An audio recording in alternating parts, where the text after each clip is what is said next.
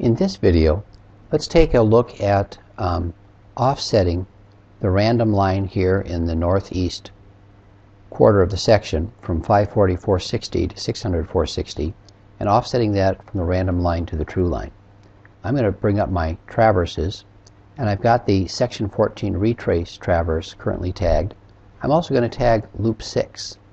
Loop 6 is information that I brought in both for the 40 line down here in the southeast quarter and the 40 line up here in the northeast quarter. There we go.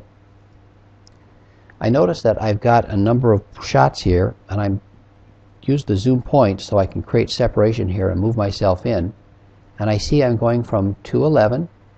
If I can't quite see it, I can put the cursor over it and use the tooltip up here to point 230.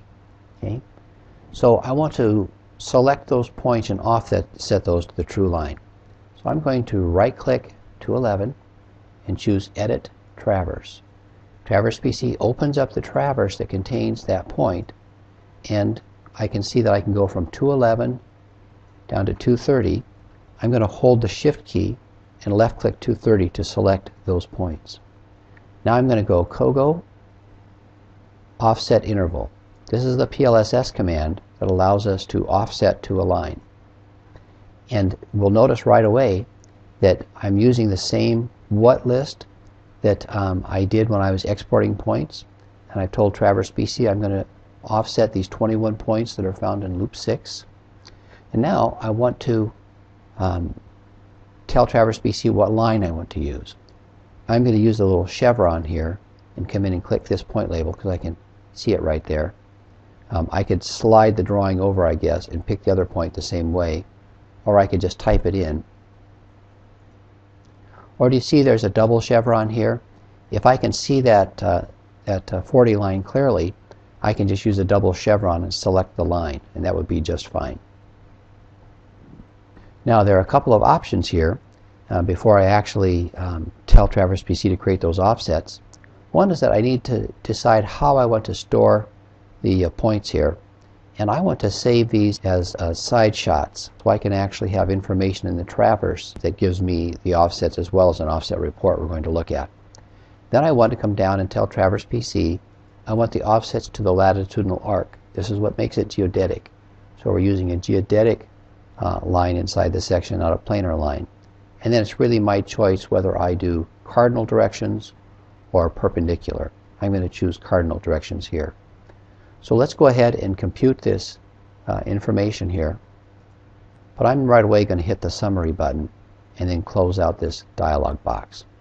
So in the summary here, which Traverse PC has added to my current report view, Traverse PC is telling me that using true bearings and geodetic distance, I want to create north-south offsets to the line from 640/460 to 600/460 on this geodetic arc. Okay? Tells me I'm working at project elevation, and the bearing is going to be mean course convergence. And then let's look to see what I got. For every point that I had selected, in this case 211, I've got a bearing to the line. If I was using perpendicular, it would be a perpendicular bearing. Because I chose cardinal directions, these are all going to be north or south, so I'm on one side or the other. I've got an offset distance to the line, and I'm hoping these are going to be small so I don't have to cut a lot of extra brush. I've got an interval between each point that I'm offsetting, and I've got a distance from 540/460 where I started, and of course I've got the convergence at each point that it was computed. When I get to the bottom, I also have the average offset and the average interval. So this is a report I could print out, take out in the field with me, and offset that random line. Let's close out this report, and let's say that we've printed that out, and let's come back and take a look at our traverse.